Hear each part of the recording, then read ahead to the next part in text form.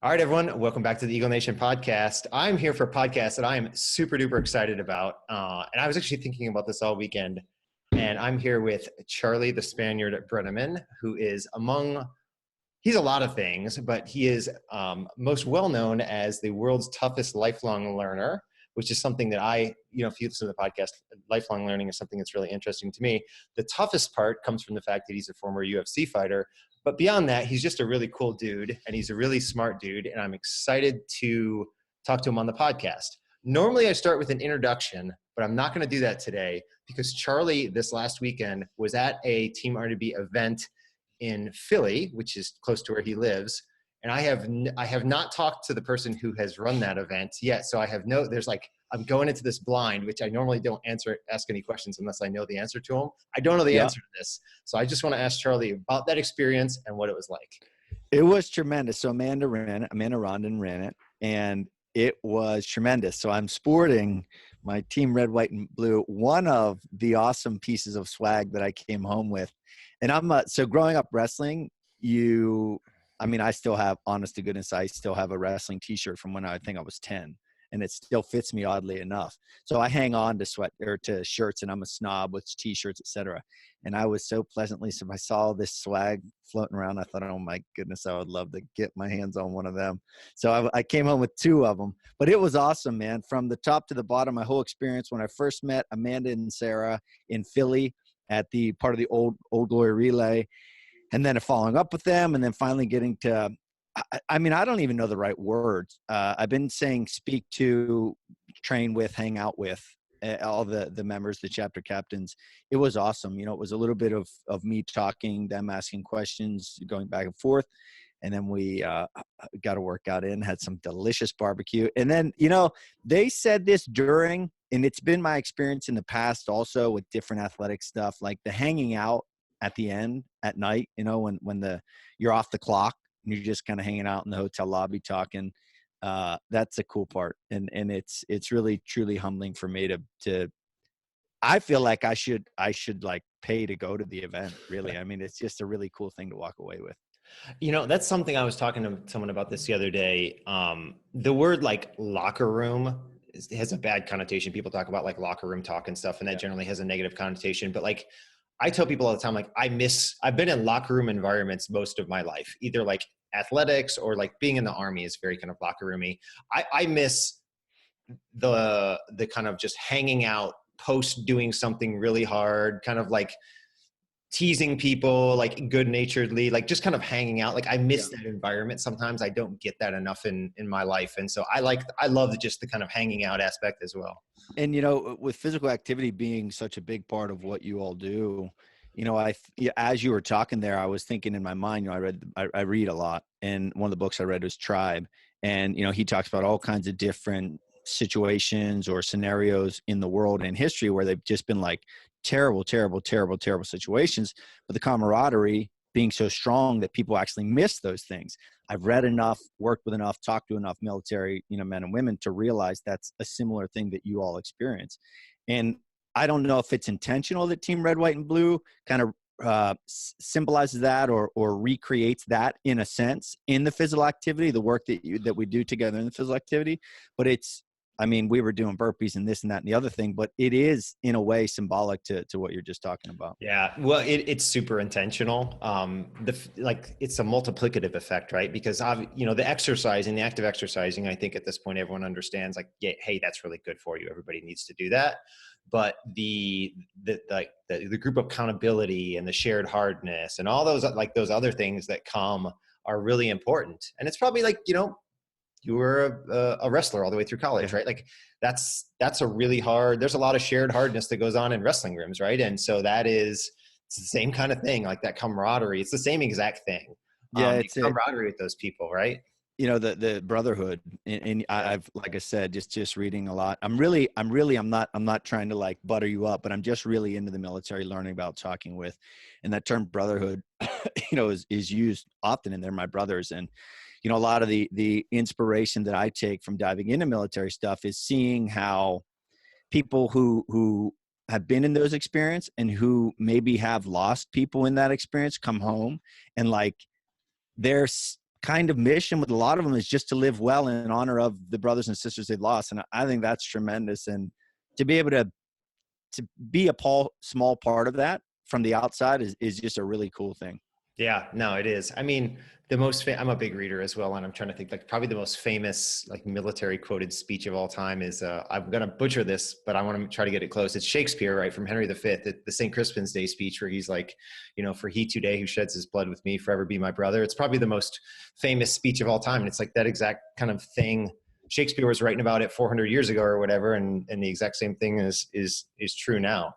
Yeah, and full disclosure, I get really nervous whenever people say to me, "You obviously know this, but blah blah blah," and then I don't know it a lot of times, or I'm nervous. I didn't know that, so I was very nervous that I hope he's not going to call me on it. I hope he's not going to call me on it. No, I wouldn't do that. That's just like I don't know. It's like a speech that people like to kind of and in kind of the military subculture a little bit. No, my goal is to never call anybody out when I'm doing this kind of stuff, unless it's in a good natured way. Well, so I think this is indicative that I think we probably have a pretty good rapport and could keep going, but I feel like we should tell people about you and why we're how about here that? today, right? So I would, I feel like it's a cheap question to just kind of say, tell me about yourself. And so I don't normally like to do that as a podcast host. But as a fellow podcast host, I think it would make sense for you to kind of you almost have to. Yeah, right? Yeah, now I'll expedite it. And so I grew up in a small town in central PA, very, very conservative upbringing, very, do the right thing, make the right choices, very secure. And then I wrestled. I was a 2-time state runner-up in high school, and then I wrestled in college. And I include those 2 things. I was also many other things. I, studied hard, et cetera. But wrestling really formed the core of who I am. The ups and the downs, the wins and the losses really, really solidified me as a human being. And much of my career in my life had been kind of self-fulfilling in that I was really good, but not great, because obviously the great ones have something that I don't have. It's just like this story that I made up in my head. And, I went to college and was following that same kind of rut, got into those ruts again, and then kind of had an epiphany or a moment of truth, or just, I had enough of it. And I very consciously made a decision that, hey, this is my last year of wrestling. I used to love the sport. It's why I got into it, because I was infatuated with it as a kid. And let's just have fun again. And I finished my senior year off really well. I was a match away from becoming a Division I All-American, which had been a dream of mine, and went back home and got into what I thought was going to be the rest of my life. So if I would have done that, we wouldn't be talking right now. But I went home back to my alma mater and became a Spanish teacher and wrestling coach. And I was so thrilled at never having to cut weight again. I was so thrilled at eating turkey dinner and eating Christmas dinner and eating and drinking on New Year's and on my birthday in February, that I thought, never again will I do that stuff. It's for the devil, cutting weight. I do not want to do it. And then about 6 months later, after being fat and happy, I thought, I got to do something. And so I ran a marathon just to kind of challenge myself. And I thought, it's kind of cool, but don't want to do that again. What else can I do? And a friend of mine, Frankie Edgar, got into the UFC at that point. And I clearly remember sitting at my desk in between classes, room, it was 209 or 207 at the Hollidaysburg Junior High, thinking, wait a minute, maybe I could do that. And I'm pretty sure that day I went home and said to my mom, I said to my best friend on the phone, I'm going to be a UFC fighter. Now, this is coming from me. I like to share my story because it is such a what the heck, because I was so scared of fighting. I still am scared of fighting because the risk, the danger, the trouble, I don't want any of it, right? And then I just made that commitment, told my best friend, told my mom, cordially left, tied up all the loose ends of my job, my teaching job, coaching career. And I went to grad school as a transition to fighting full time. And then 2007, I started fighting full time. Do you still have your teacher's license? I do. I put all that on hold. I am the most by the book guy you ever meet. So yeah, I got all my credits, put it on hold. I have my level 2 certification. If I ever want to go back to Senor Brenneman, I can. It's funny you're talking about like your athletic career. Someone said to me once about like my kind of athletic career, they said, you had 2 phases. You had you have a lot of potential phase, and you had a lot of potential phase. But like, I never really like realized the potential somewhere in the middle. I'm not Yeah. exactly sure how that happened, but I It feel like was, that's the other day, speaking of the Team RWV event I did, one of the people asked me, "You seem to change directions a lot. What's your strategy with that?" I said, "I didn't want to change directions. I wanted to be a state champion. I wanted to be an All-American. I wanted to be a UFC champion, but it just didn't happen that way, such that when it didn't happen, I had to keep going in a direction. So I just kind of picked a direction and went in it." So you made the decision you want to be a UFC fighter, right? Obviously, there's a whole lot of people who probably sit at their desk Yeah. and say, "I'm going to be a UFC fighter," but like a minuscule proportion, like almost undescribably small, actually make that happen, right? Yeah. So, like, how did you make that happen? I'm a super obsessive person, and we'll get into the world stuff as lifelong learner and learning in general and how I go about it. But I'm very obsessive, and when I commit to something, I commit to something, and I don't see anything else. And that can be a detriment. It's certainly been not great in some areas of my life, but I don't understand not doing it. Right. So if you say I want to do something, I don't understand how you cannot do it. And so for me, it was simply making that decision and then looking around me as you do anything, as you pursue anything, like, how can I make this happen? And so I just did the first thing as I went to a jujitsu class. I didn't even know what jujitsu was. The guard position where one guy's on the back, the other one's between their legs. And I was like, what is this? This is not jujitsu. What is this stupid thing? Right. And then learning Muay Thai, I was terrible. Yeah, But you're like, I'm a wrestler for the last 20 years of my yeah, life. People have told me to not be on my back, and now you're yeah. telling me I'm supposed to lay on my back. What the heck? Yeah, it just didn't make sense. But it was like, all right, well, I want to do this thing. I want to fight. So I got to learn how to do this other stuff. It's kind of like a means to an end. And so I just, brick by brick, I built the house and eventually, left my job, went to New Jersey, got my master's degree. And I just surrounded myself with the best. That's one of my principles I live by. And one of the reasons I read today, when I was fighting, I was around the best in the world. But now I'm not fighting. I'm not. So I fill that void with books. But I just learned brick by brick, and part of it was luck, but luck in that preparation opportunity thing shined its light. And I just, punch by punch, brick by brick, whatever. I got my butt kicked a lot, man, but it was all I was blinded by the end goal. Hey, get to the UFC. So when I want to talk about this when we talk to about your learning process a little bit later, but I'm always interested in this idea of like kind of busy versus effective, right? Because like, how do you figure out the things to do that are actually like cut through all the kind of hyperbole and conjecture? And it's like, what are the things that are actually going to make me, to your point, like become a UFC fighter or be a better dad or whatever the thing is that you're trying to accomplish? Because I see a lot of people around me that are busy, like they fill themselves with being busy all the time, but those things are not propelling them towards the goal that they're trying to achieve. Yeah. And I still, I'll liken it to both fighting and what I do now with speaking and podcasting. I mean, there is plenty of downtime in the life of a professional fighter. I mean, I remember when Game of Thrones came out. I watched seasons 1 and 2, I think, in 2 days. So there's a lot of downtime, but it's like when you're in it, you're in it. So it's 100% in it. When I'm trying to be a better fighter, I'm 100% trying to become a better fighter. When I'm not, then it's downtime. Same thing now with reading. And actually, Amanda asked me this question the other day. She said, how do you tune out? How do you turn off? So I do take I probably take more breaks than the average person, but when I work, and and I kind of say that with pride, I guess, but it's all in. Some people go to work for 8 hours, but when you break it down, even as a teacher, there's 4 minutes in my school, there's 4 minutes in between breaks, there's lunch, there's prep, there's going to the bathroom, there's all this stuff. But when I'm working 100%. And that's I think that's an easier answer to the people to whom we're trying to answer the question rather than saying how I do it, is just understanding the fact that when I'm going to do it, I'm going to do it hardcore. Awesome. So how did you ultimately end up in the UFC? I'm asking something that I kind of know the answer to, but I think it's really cool, right? So you're training, right? And what's like the thing that propelled you into actually getting signed with the UFC and getting the fight there? Well, I'm not. I'm not sure which. Well, I would say there's a couple. So I don't know if this is one of the specific ones you're talking about, but along the way when I was teaching, prior to actually deciding to fight, I was on a reality show called Pros versus Joes.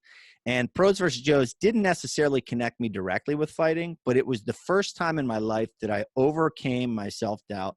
It was the first time in my life that I actually drew the direct correlation between outworking your opponent equals confidence equals increased chances of winning, right? So that was a ginormous thing in me. And then when I left my job and I was fighting, I just kind of worked my way up the totem pole, fought locally, then just little by little, reaching out, making phone calls, making connections with people who were where I wanted to be. And then when I got to New Jersey, I was 5-0, lost a fight to a guy who got signed by the UFC right after that, went back to the drawing board, got humbled, ate humble pie, and then worked my way back up. And like I said, I don't know what specific instance you're talking about, but I had got a contract to fight in Bellator. I was offered a contract to fight in Bellator.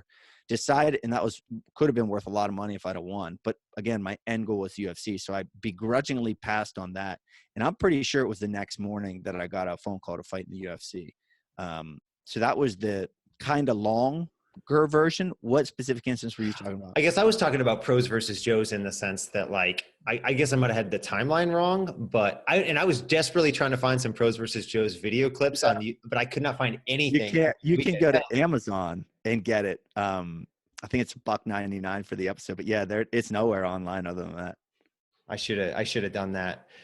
So I'm interested to hear you say that was the first time in your life you made the connection between like hard work equals confidence, equals like the ability to winning. Yeah, I mean, especially it's strange for me to hear a wrestler say that, right? You would think, yeah, it sounds so blatantly obvious, so stupidly obvious. Like, no kidding, dude, that's the name of the game. But I think with so many things, it takes either hearing it a certain way from someone else or actually undergoing a thing to fully understand it. But I was so caught up through wrestling. You know, it started out fun. I'm a wrestler.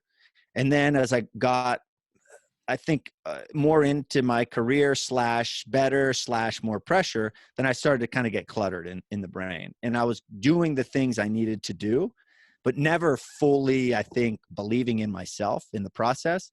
And so it just like a little bit of negativity just accumulated over time that it completely clouded my view of that obvious, blatant truth, right? And then when I got away from it, and then I reconnected to competition by way of Pros versus Joes, it was almost like I had forgotten all of that negativity that I used to experience as a competitor.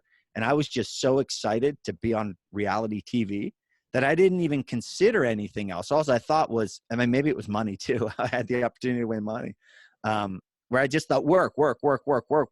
And then when I got out there, I literally looked at him and I was like, I'm going to win this. There's no way I cannot win this.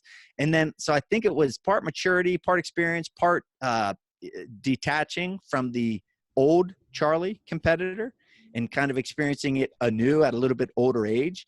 Then I was able to like take that from there and say, holy cow, I should do something with this. And that's kind of where the idea of the professional fighting got created. I'd love to talk. I think this is a really good transition, or I think it's a good transition. It might not be a good transition, but we're going to try it anyways. This idea of lifelong learning, and from the outside looking in, this idea of being like a professional mixed martial arts fighter, where to be successful, you have to know all of these different things, right? There's all of these different disciplines that you have to learn to be successful. And then you also, seems like strategy is a big component, preparation is a big component, nutrition, like all of these things. And the people who seem like they're the most successful are pretty cerebral and pretty smart, and they're pretty deliberate. And I'm wondering if being in that environment where you have to learn all of this stuff really quickly to be successful and have to find ways to do that, like, is that the place where you kind of, have you always been really into lifelong learning and introspective, or was that the place where you were kind of like, you know?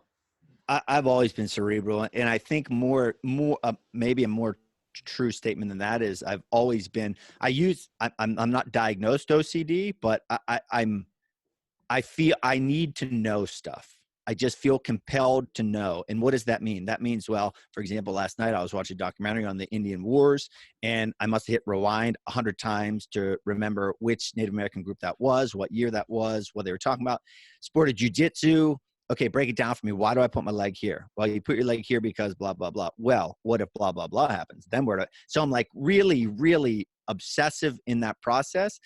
Academics the same way, Spanish the same way, fighting, it all. And that's what really helped me land on this lifelong learning as my message, because I look back in my life and career and realize, oh, it's just a sequence of learning these different things and trying to master these different things along the way, such that when I have a system that I use, but even if you don't, if you can just look at it as your life as being a series of things that you want to learn and master, then it becomes, the world is your oyster. You can do nearly anything you want to.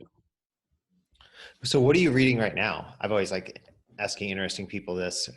Yeah. So I read a fair amount of things at the same time. Right now I'm reading American Buffalo by Steve Rinella, and Steve Rinella hosts the Meat Eater podcast. Yeah. He wrote a couple books, tremendous. But anyway, he's a Michigan guy like me. Yeah, he is. Is Missoula out west in Wyoming, or is that? He lives in Missoula now, but he's born in Michigan, so yeah, he's kind of like a local guy. Infatuated with his stuff. If you know him, I'm trying to become friends with him, so just put in a good word for me. I don't know him. I just know I watched his show some, and then I love the Rogan podcast because you get a chance to hear someone talk for 4 hours, and so he was on there not too long ago. That's where I learned of him. So I'm reading that book. I'm also reading a book called Building a Story Brand, which is more of a business book, but it's just a great book about building a brand. And then I read kids books also, and I just finished Have Beside Me Wonder, which was also a movie. So those are the 3 books that I'm mostly currently reading right now. See, I can't do that. I'm like one at a time. Yeah.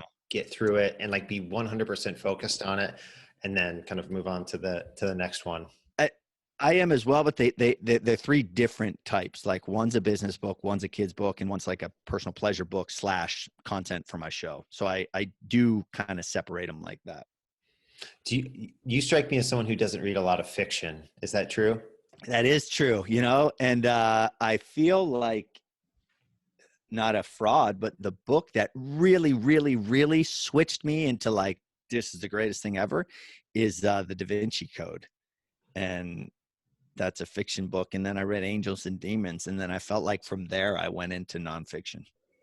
Really? Yeah. I have been a reader since I was a little kid. My mom would tell me stories about finding me hiding in the closet reading so my sister wouldn't bother me. And somewhere along the lines, I started reading all of these books that people would tell me that I was supposed to read, business books and personal development. And I found that it felt like business and that I had lost the love of reading at some point. So I started injecting fiction back in a little bit, maybe every 3rd book or something. Yeah.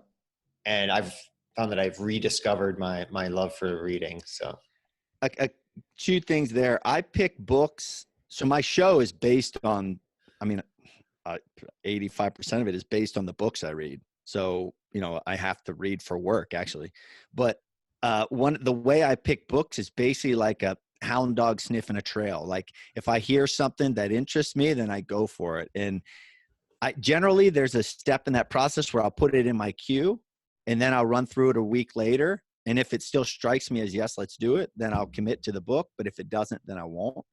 And then another thing that could help people, pick a good book, because that's the thing, it seems like such a slow process, or seems like such a time investment that's the initial source of resistance.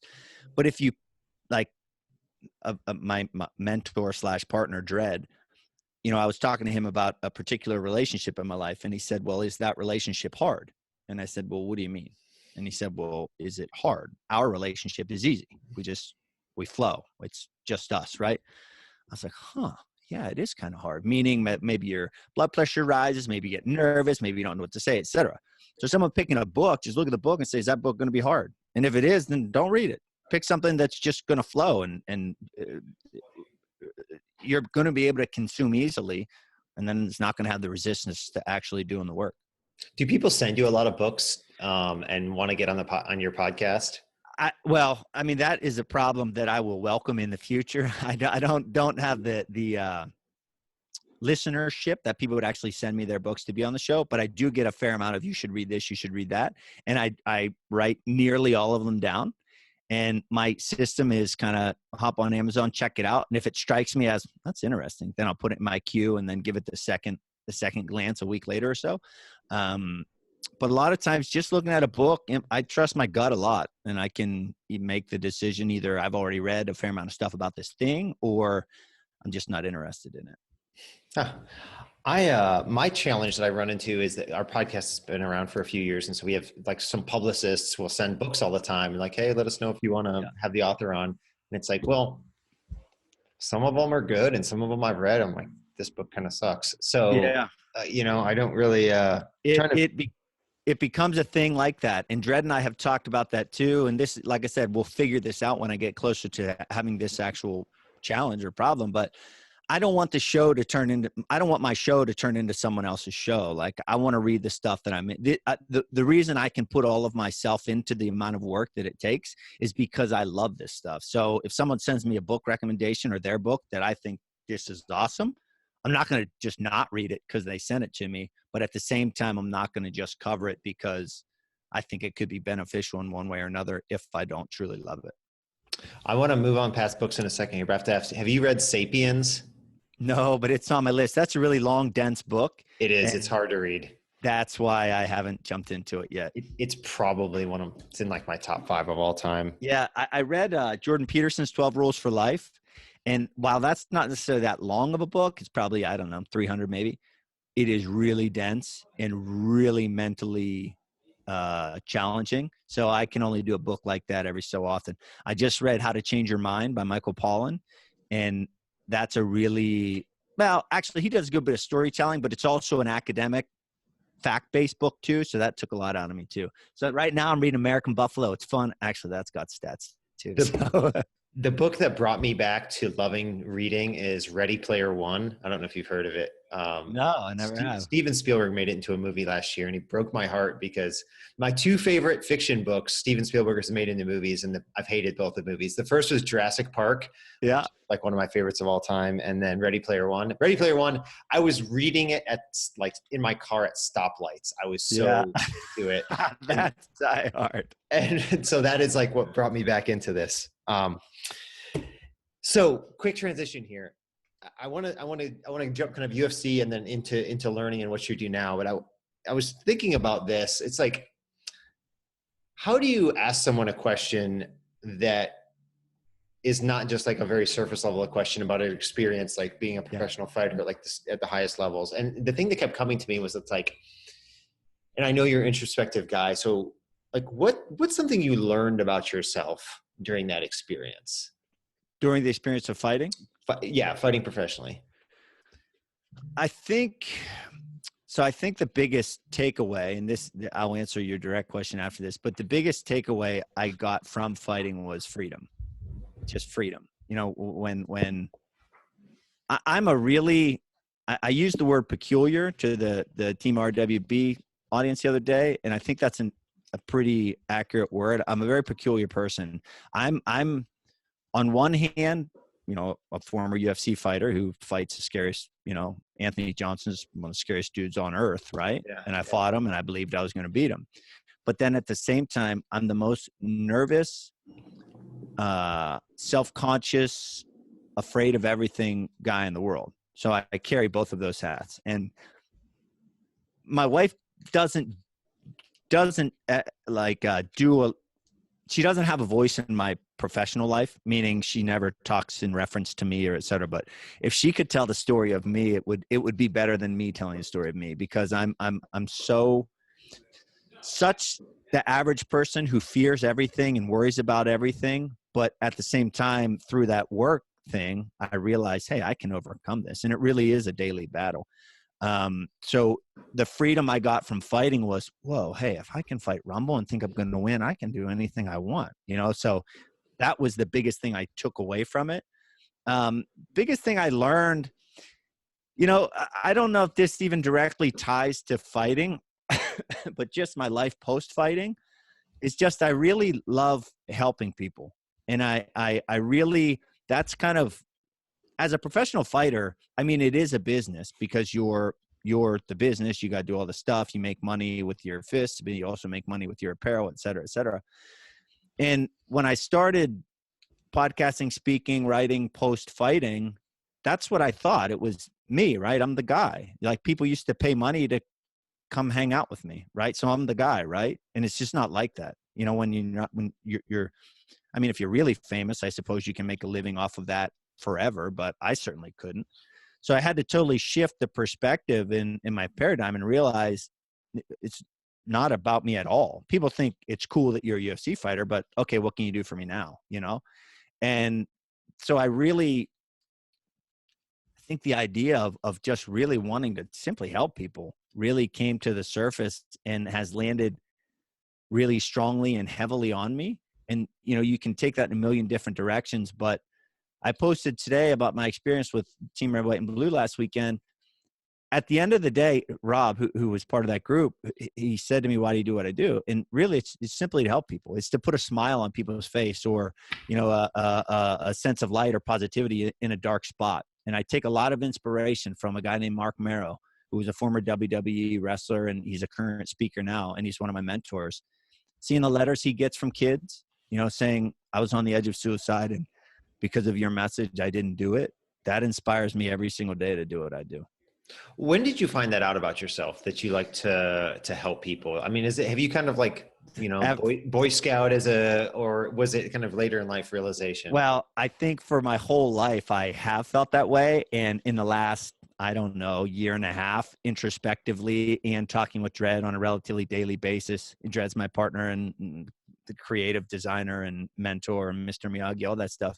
But the first thought I have of wanting to help people was when I was a kid and I would walk past help wanted signs in stores, and I would feel bad. I would feel bad for them because I thought they need me to buy something so they can stay in business. You know, I thought that's what help wanted meant. And I always wished that I had the means to just buy everything because I didn't want them to go out of business.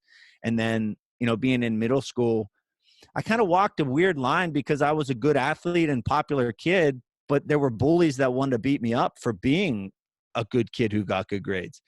So it was a really weird thing. So I always had a heart for the kids who didn't get to experience the good parts of my life, you know, like they weren't a successful wrestler or whatever, and they only had to deal with the crappy stuff. So I always had a heart for those kids. And then really just later in life, you know, post fighting, I was like, holy cow, this has been, you know, my heart and soul my whole life. And now it's cool to be able to use books to do that. Yeah. Charlie and I were talking about this last week when we kind of were getting spun up for this podcast. Being a parent has changed my perspective about everything basically, but I think a lot about my kids and kind of the kids that you're talking about there, and how, because, you know, my boys are both wrestlers, and how I can help them be empathetic and good friends and empathetic and help, because there are people in this world who don't have the things that my children have, and I want them to be good friends and to not only be able to have the confidence to take care of themselves, but have the confidence to help other people who can't necessarily help themselves. I think about how I can kind of instill that in my children all the time. Yeah, 100%. And the you know, my daughter's 5, my son's 2. My daughter's certainly getting to the age, and you know, I should have been doing this already, but exposing her, you know, to kids who don't have things, to kids who are different, to kids who she will encounter in school, and be the person that risks, you know, being uncool or whatever for talking to that kid over there. That's the stuff that I live for, is to create humans, both myself, my kids, but people I don't know who feel that way and think, yeah, I am going to do this. I take a lot of inspiration from Mr. Rogers, and, you know, that's like his message is just simple kindness. Did you watch the Mr. Rogers documentary? I have not yet. It's so good. Dissected his book, The Good Neighbor, which I'd recommend everybody read. But I'm very much looking forward to watching the documentary. It's so good. I watched it and got all nostalgic. I'm a pretty like unemotional guy, and I was like, yeah, I feel like I have a little tear in my eye here. Yeah, well, I'm the opposite of that, so I cried everything. But I thought it was awesome. So before we move on, like, when you think back to your time in the UFC, what's your best memory? What's the thing that you're always going to remember? My Rick Story fight is I mean, it's the I equate it to, if you could dream a dream that you're the hero and you do the thing, that was that night for me. And it was, the culmination of a lifetime of doubt and persistence and perseverance, and then opportunity. And then there were too many times in my life where I don't know a polite way to say it, but crap the bed when I had to perform. That night was like, I always look back on that night thinking that was the biggest opportunity of your competitive life, and you nailed it. So you can do anything, no matter what. You know it's in you. So that for me was huge. So post-fight career, I know you like to help. You said you like to help people. You like to learn. You said, how did you transition that into what you're doing now, right? Like, how did you put the X's and O's together in, okay, how can I take this stuff that I like to do and turn this into a business, Yeah. that is going to be sustainable and allow it to go into the future? And like, how did you kind of come up with what you're currently doing, Yeah. which is, I don't even know if we told people, right? So exactly what you're doing right now. So if you could kind of, Yeah. So I'll kind of lead the story into what I'm doing now. I think that the most accurate answer is I just repeated the process. When you asked me how I learned or how I became a UFC fighter, and I broke it down, it's the same mentality and mindset of just breaking down all the elements and then putting it together piece by piece, step by step. The very first thing I thought, I lost. My last fight was in November of 2014, and I was basically waiting to get officially fired by the UFC. So I didn't make any big plans right away. I had to officially get cut. But I started thinking like, all right, what am I going to do now? And I wrote a book initially. I mean, on Microsoft Word, I sat down and just started typing. And then from there, I, connected authors or speakers. So then I had to learn about what speaking meant. And then from that point, I just started I called upon people in my life that were in positions that could hire me or at least give me an opportunity to speak, a lot of principals and coaches that I called upon. And I had been, in front of a camera, either on a mat in a cage or in front of a camera for my entire life. So I was comfortable. So I picked something that I knew I was good at, or I at least had a lot of experience. And then since that time, that was like 2015, I think was my first quote talk that was all about me. So it was terrible. It hadn't, I hadn't understood the recipe yet, but, and then I just pieced it together. Just an hour ago, I got off the phone. So I've been fortunate to meet. I mentioned Mark Marrow, who's been a tremendous mentor of mine. Jack Canfield's team has been a tremendous mentors of mine. And Jocko Willink and Leif Babin, who wrote Extreme Ownership, and they're military guys, former SEALs. And I just got off the phone with Leif because I was picking his brain, saying, "How do you, what do you recommend? What do you recommend?" So the answer to your question is, piece by piece, learning and doing along the way. I think that's the most important thing. When I started, my book is called Driven. When I started, the first theme I had was excellence. Okay. Like, what's your message or what's your theme? And then bold came out along the way. And then after, I don't know how many other iterations, the world's toughest lifelong learner showed itself. And in the last, I don't know, 2 months is really where I've thought I just want to make people smile. Like Kevin Hart, his book's tremendous. Those guys, Jim Carrey, there's a documentary with Jim Carrey and Andy Kaufman on Netflix. They just like making people smile with jokes. So I'm realizing I just want to make people smile with books. I just want to talk to them about what I learn and either enhance what they're doing, their goals and obstacles and dreams, etc., or simply just hit pause on all the negative stuff and just smile. Like, well, I like this dude. Listen to this dude talk about what he's learning. This is awesome.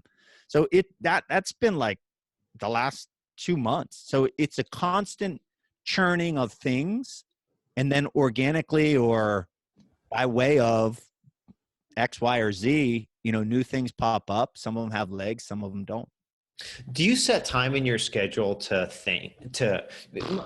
because here's the thing, like, I don't know you that well, but I know some people that are like you, and they're like, what they're great at is doing. But sometimes they have trouble stopping long enough to to just stop and just think or be reflective and make those pivots and make those changes, right? It's like I wrote an article years ago about the sunk cost fallacy, and it's about this. It's called The Right House in the Wrong Place, and it's about this like big long experience that my wife and I had, like selling what we thought was going to be our like forever home and moving. And it was this whole idea about like sunk cost, right? And that's a terrible question, but like, do you set time aside to just think or meditate or be reflective or? I think all the time. And maybe I don't have the opportunity to be too busy to reflect, right? Because I'm still relatively new in building a business, you know? So I have a lot of time to think. And that's one thing, you know, it's a fine line. And I haven't quite found a way to articulate this the most effectively. But earlier when I said that, you know, you asked about how you busy versus productive, I take a fair amount of breaks. And whether it's watching, there's a small portion of my time I watch mindless things, right? But even watching like Adam Sandler's comedy special, I just watched that on Netflix, watching Marvelous Mrs. Maisel on Netflix or on Prime, that's like fuel for me, okay? But it's also a way for me to like kind of relax. So I relax a fair amount. But the answer to your question is, yeah, I think all the time. And because I think all the time, it gets very tiresome. And so I have to take breaks. But the reflection, I mean, if you think of therapy is talking out your thoughts, you know? And I therapize, or whatever the verb is, with Dread on not every day, but multiple times a week, where I'll call him and I'll say, all right, I just got to get this out. Some of it's complaining, some of it's, I don't know, creating ideas, but I'm always getting it out of me and seeing what lands and what sticks. Charlie, I want to talk about your connection to the military. You know, when we talked last week, you kind of said I want to make sure I get this somewhat right. Like there's been these intersections with the military kind of at various points in your career. You know, you were at a Team RDB event this last weekend. You were talking to Jocko and Leif this morning, right? Like military guys. Could you kind of describe to me the ways that your life has intersected with the military and how that's happened? Yeah, I think that the very first thing would go back to my dad. He was in the Air Force, and when I spoke down at Hurlburt Airfield last week or 2 weeks ago, and I wanted to get the stats right with my dad, but he was in Thailand and he was in Japan, and he loaded bombs onto airplanes. So that was my first thing as a kid. You know, we'd run around playing war, and we would wear my dad's his Air Force, you know, jacket and everything. So that was the first intro. And then my brother was a JAG attorney, and he was in the Army. He's in the reserve now. And so it's kind of been in my family. It's kind of, you know, looking back, I'm surprised I didn't join the military. I think maybe it was a maturation thing for me, whereas I was probably, you know, at the time I decided to want to go to Lock Haven, I was probably, I don't know, 5 years behind in terms of mentally where maybe at that point I would have gone to the military. I see that West Point sign behind you, you know, wrestling at West Point or Naval Academy, or that would have been some pretty cool stuff. And then during my career, I feel like it first started out with Paul Rykoff in the IAVA, Iraq, Afghanistan Veterans of America. I'm trying to think of the initial first connection we had, but I was living in North Jersey. So I started going to their galas, these like super fancy events in New York City, and got to be friends with him, and they sponsored me several times. And then, you know, along the way, Patrick Murphy. Chad is my brother's other friend. Patrick Murphy is a former Undersecretary of the Army. He's my brother's friend. So I met him. So it's just been a lot of intersection. Yeah, that's crazy. You know, as big as the military is, it's also kind of small. Like Patrick Murphy is also a big Team RDB supporter. Like he came out and spoke at something we did last year. So I've known. It was by way of him that I met Amanda and Sarah, because it was in the Philly Old Glory Relay. Okay. Yeah. super small world. And then you told me you fought at a military base once, right? Oh yeah. So that was one of the coolest things. Each one of these fights represents a lot. It represents a phase in my life. It represents a group of people, because different cities to my fights, different people would go. We, all connect and have fun. Like, for example, at the Pittsburgh fight, the Rick Story fight that I talked about, that was one of the fights that IAVA sponsored me. And so we had a get together at my post weigh-in meal. So a bunch of IAVA folks were there. But yeah, I fought down at Fort Hood in Texas, and it was on the military base. It was strictly for people on the military base. I don't think there was any public, just everyone on the base. And I fought a Brazilian guy, and I won, and I came out to Hulk Hogan's "I Am a Real American," and it was just a really, really, really cool experience. I've told this story a couple of times on the podcast, but my grandpa was born in Czechoslovakia on my dad's side and never really spoke good English. But we would go stay with him when I was a kid, and he loved professional wrestling. Yeah. He loved professional wrestling. And so he would sometimes even take us to these like low level kind of, like in Detroit, these like low level kind of, So anyways, I think I associate professional wrestling. I still can name you every wrestler from the 80s and like 90s as there's a lot of like Eastern European guys, or at least characters. Yeah. I could imagine him connecting with. Yeah. And so I've had people correct me on this, because when I'm referring to like wrestling, like folk style wrestling or freestyle wrestling, I refer to it as amateur wrestling as opposed to professional. And anyways, people sometimes take offense to that. Yeah, I generally just say real wrestling as the descriptor. There's do you know a guy named Chris Nowinski? What is he, or how? I feel like I do. Dude, you should completely have him on your podcast. So he is I want to make sure that I'm going from memory here. When the WWF at the time, now WWE, did a reality show to get a contract, he won it, but he was a former football player, played football at Harvard, and then has since gone back and got his PhD in like neurology or something. Yeah. But he runs an organization called the Concussion Legacy Foundation. Wow. He's like the first guy who he basically had terrible experiences with concussions and CTE that caused him to terrible health effects and get out of the WWE. But he runs this, it's kind of the biggest concussion research. He wrote the book that movie Concussion was. He wrote the book that the movie was later made out of. He's a former WWF wrestler, like former like collegiate football player who's super educated, and they have really been like on the leading edge of. Yeah, I would love to talk to that guy. Oh, he's fascinating. He's super smart, and like you can imagine, he's super kind of charismatic as well. Yeah, like, because he, as you don't get to be a WWF wrestler without doing that. But yeah, he's super interesting. I don't even know why I'm telling you that story, other than the fact that I just think he's a cool guy. Well, I would love to talk to him. Want to know what I would love to talk about? Your learning process. So, okay, my show is called The Spaniard Show, and it is, if you can imagine a channel, ESPN, and ESPN has their different shows. Mm-hmm. So basically my podcast is a Spaniard Show, and I have essentially 4 different shows or 4 different tracks that you might want to follow. And it all is under this umbrella of AMX. All right. So I'm going to get kind of in the weeds a little bit here. Let's do it. So when I first started podcasting, I was releasing 1 to 2 episodes a week. Okay.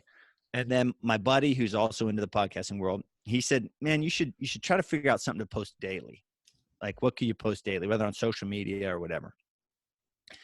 So I started live streaming this thing called AM Excellence. All right. So I would read a book, and tomorrow I'm going to talk about what I learned today.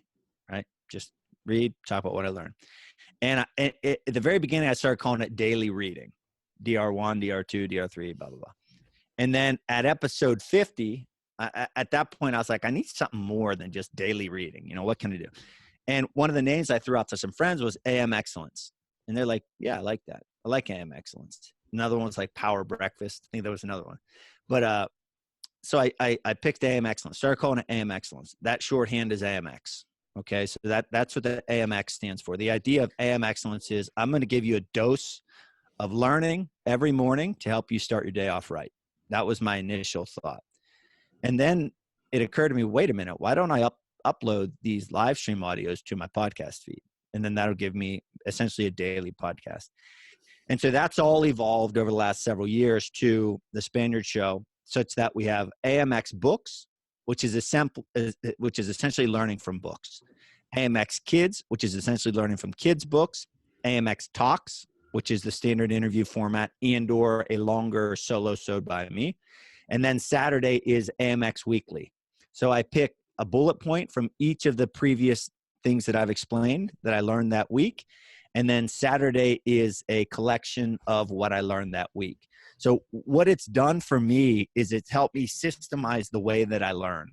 Okay. And it goes down to how I note the books when I read the books. I note different things for different reasons. How I am able to recall. So for the last 101 weeks, I've been making this weekly document. So I have 101 PDFs of content that I can extract simply because I'm a guy who speaks on a stage for a living. I need to be able to recall that stuff. And it's added like 3 or 4 different levels to me consuming something.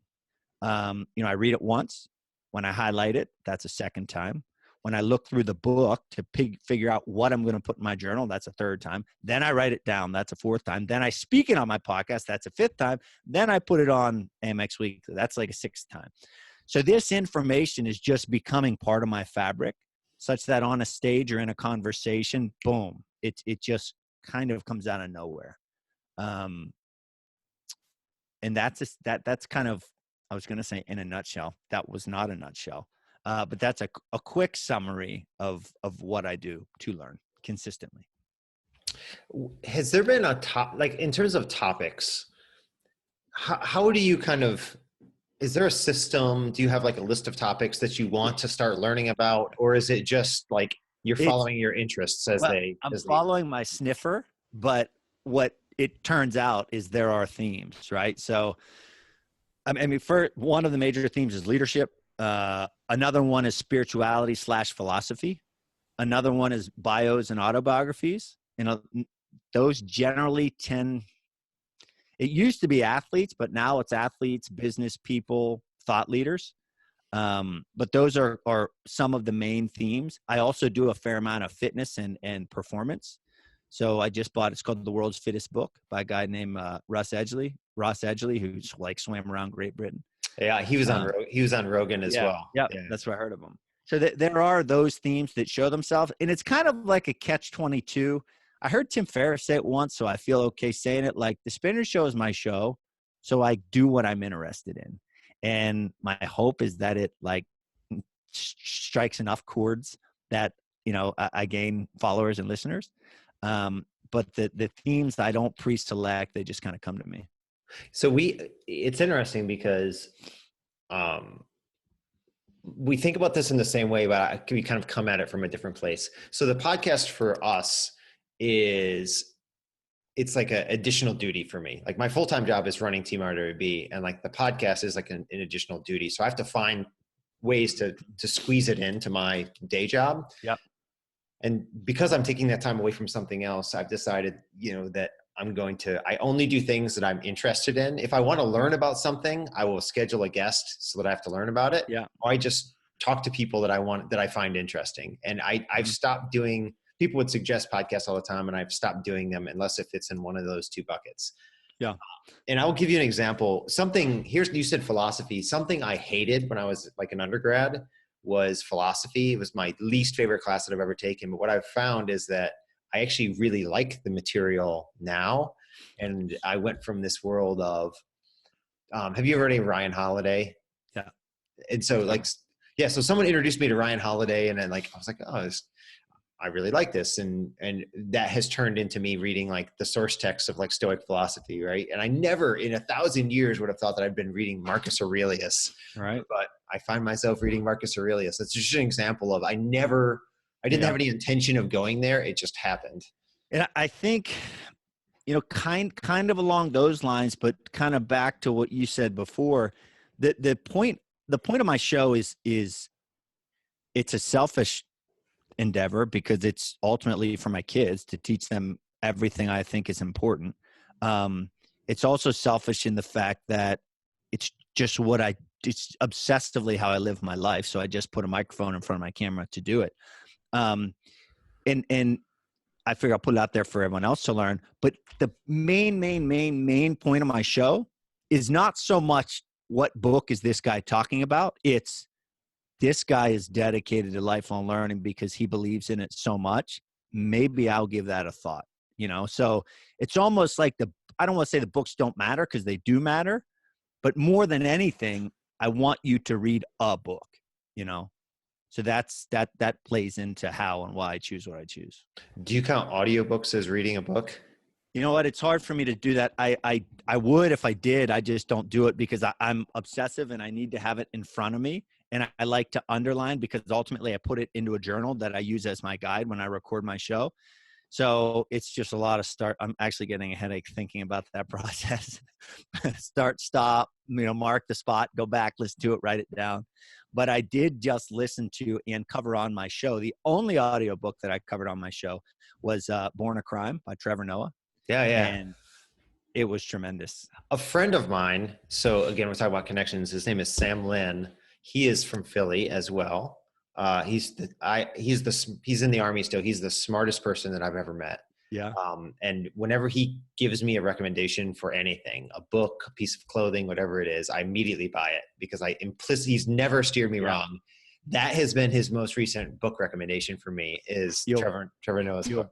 Breeze through it, and I recommend everyone read it. It is he surprised. I was he does not really talk about his career. Like it's about his upbringing, the life that he lived, the industriousness. I love that word, the industriousness in him that started at a young age because of his surroundings. It's tremendous. It's so good. So many different important aspects to it. Well, Charlie, I want to be mindful of your time here, and it's hard to believe we've been talking an hour already, but it's an hour. So I want to start kind of getting close to wrapping it up, but there's something that came to me. I just wanted to ask you about. You've been competing your entire life as an athlete, right? And competing even as a wrestler, like one-on-one competition and as a UFC fighter, do you can find a way to still compete? Do you still need that in your life, or do you not? Do you miss it? Do you not miss it? I don't really feel a need to compete, for a medal. I do very much enjoy Spartan races. I do very much enjoy, every once in a while doing an organized thing. But right now it's like, so I'll try to explain it this way. Fighting, right? It was all dependent on the thing. The thing at the end of the couple months of training was where I found my worth. Boom, it's right there. And that if let's just say that's 100% of the pie. So rather than doing it like that, I just separate the 100% of that pie into my everyday. So I don't feel a need to do jujitsu. I don't feel a need to, fight anybody. I insanely train on a very regular basis. And that's enough for me right now because of this other stuff that takes up my mindset, my mentality, my energy is learning and teaching. So I really don't miss the competition. When I decided to fight, I thought I could be the best in the world. And truthfully, any other athletic thing other than fighting, I don't think I can probably be the best in the world, but I do think I can be the best speaker in the world. I do think I can be the best podcaster in the world. And so for me, that's, I guess, where the competitive outlet, even though it's not really that, but kind of that, I think that's where it comes out. I just, every once in a while for me, I will, whether it's a pickup basketball game or something, every once in a while, it's like, I want to do something where there's a winner and a loser. I want to do something where there's like, you just like get the competitive juices flowing again, if that makes sense. Yeah. And I don't know. I miss that in my life sometimes. And so I'm just competing against in something.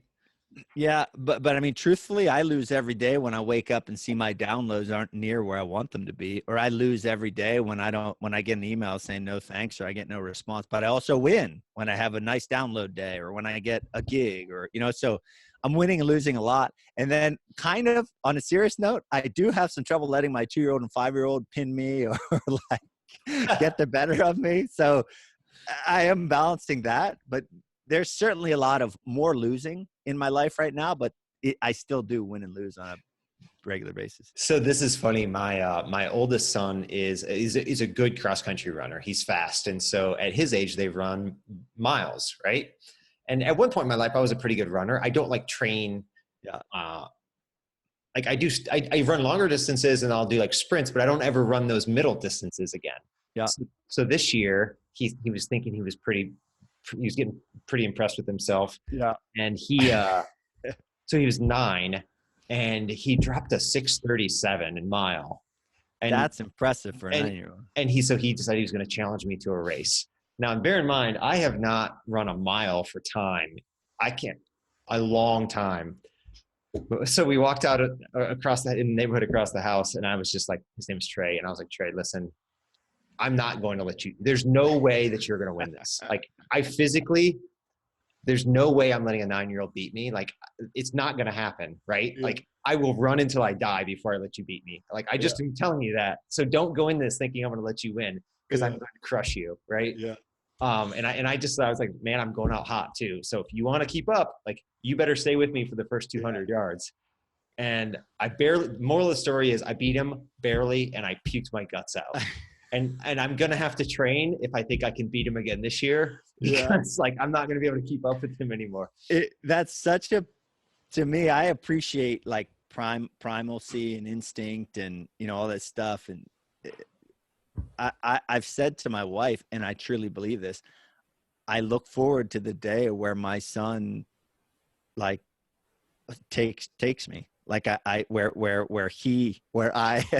it's like the circle of life, man. Like I proudly look forward to that day where nope, son, you've got me. It's like a weird passing of the torch, whatever, but I joke about it on a regular basis, but I'm serious too. It's a, I don't know, maybe it's just a meatheadish thing, but. Well, hopefully you can kind of like stretch it out as long as possible. Oh, look, right now I have all these other different ambitions. Pretty soon it'll just be like, you're not going to, my son's name is Rocky too, but it's like, Rocky, you're not going to take me, buddy. I'm just going to I'll keep pushing just for that fact. Yeah, that's funny. So I'm seriously, he's going to probably, if I don't train, he's going to be able to he's going to surpass my ability to just go run a mile fast this year. And then, not to make you feel worse, but when you were saying, I was like, son, you're not going to beat me, blah, blah. And then I'm thinking, he's 9, man. That's like that's a thing as a, I don't know, to talk to your 9-year-old and realize, oh, this kid's 9. Oh, son of a nutcracker. I got to start working out. I got to start training. I can't. I'm sorry. It's not even like he's like in high school or something. It's like he's 9.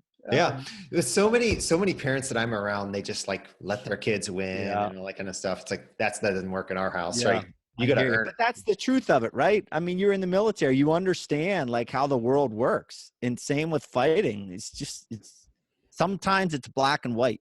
Sometimes it's life or death. Sometimes it's like just how it is. And I think it's important. It's delicate dealing with that, but at times I think it's important just to be straight. Son, you're not going to beat me. And then if you beat me, you're the better man. Yeah. Well, there's a question I want to ask you at the end, but I wanted to hit on something really quickly. How happy are you that you never have to cut weight ever again?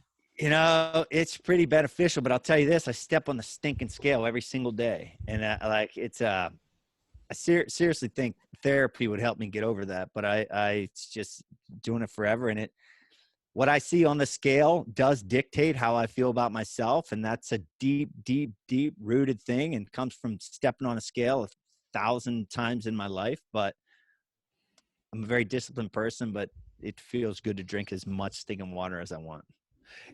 So so something like my kids and I do is watch YouTube videos and stuff occasionally. And so they're very into wrestling. And so like and one of mine 2 favorite wrestlers is Ben Askren.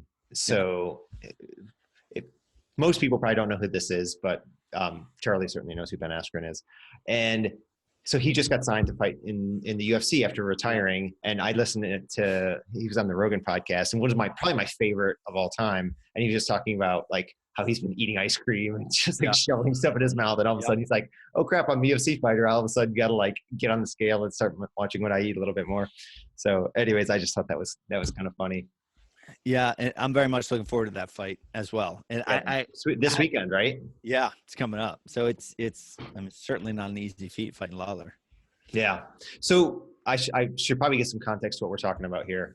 So Ben Askren is a former, I think he's a national champion wrestler, right? Two-time national, one of the best, I'm going to say, ever in college wrestling. Olympian, and then fought, I'm not an expert on this, but he fought in this thing called ONE FC, which is a kind of an international version of the UFC.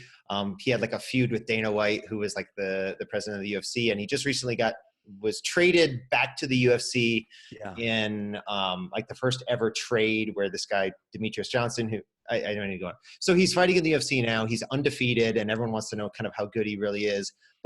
But he's super smart. He's super intelligent. He's super like fast on his feet, and he has the craziest curly hair that looks just like my daughter. That's the other reason that we like him in my house. And so,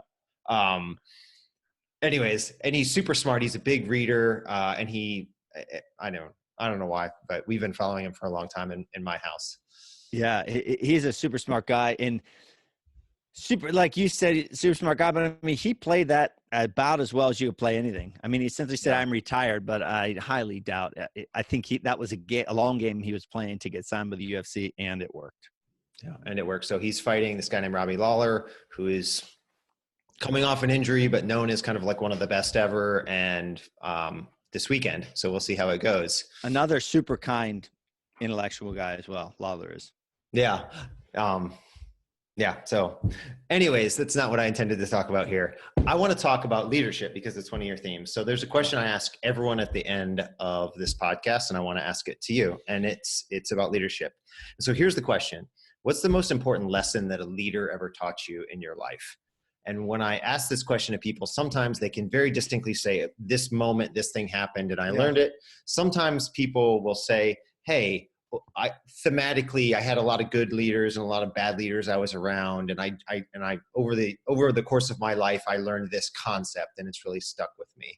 But you're learning from other people. So that's the question. What's the most important lesson that a leader's ever taught you? So I think, when I'm asked these questions, the what's the ever, or what is the most, et cetera, if something comes right ever, then I think that's the thing, right? Whether it completely answers their question or not, that's the right thing to say because it came organically.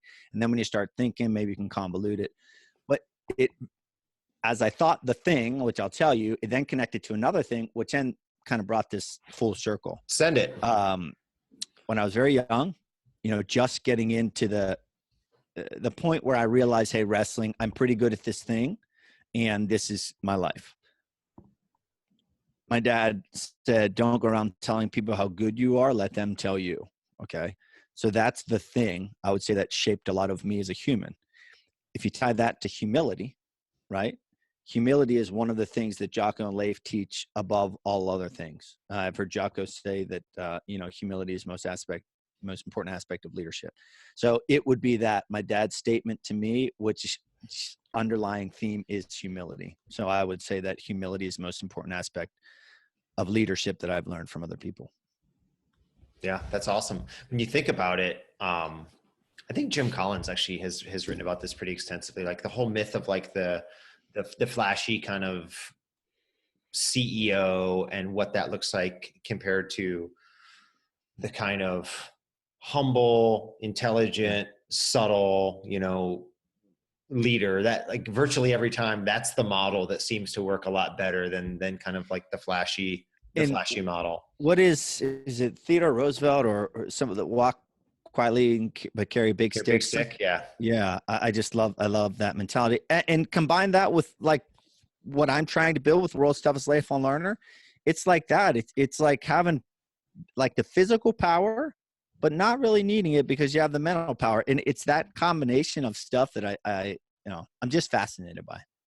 I'm sure you've thought about this a lot. If you think about, a year or something, where do you see, or where would you hope kind of your podcast and like, what do you see that trajectory looking like? And I'm sure you've thought about like what the next steps are, right?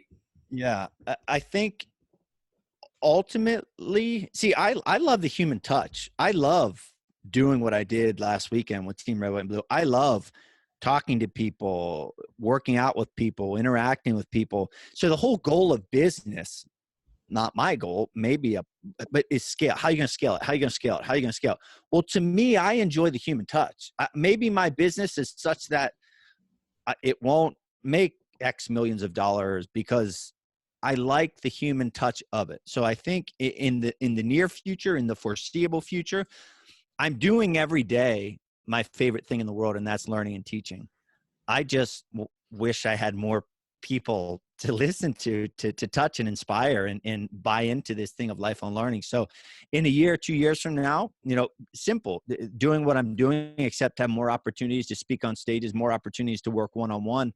And I think the long term, the scalability is to continue to systemize how I learn, create online programs and/or trainable programs that other people can do to help scale the business as well. But I'm doing my favorite thing in the world, and that's reading books and teaching people what I learn. It's interesting. I have this discussion with other nonprofits and nonprofit kind of leaders, and it's all about, it's like people somehow present this to you. If you're not able to scale your business, Yeah, and it's not right. It's like, no, in our world, there's a really local organizations that are focused on these 4 counties in, Pennsylvania or whatever. There's a really important place for those.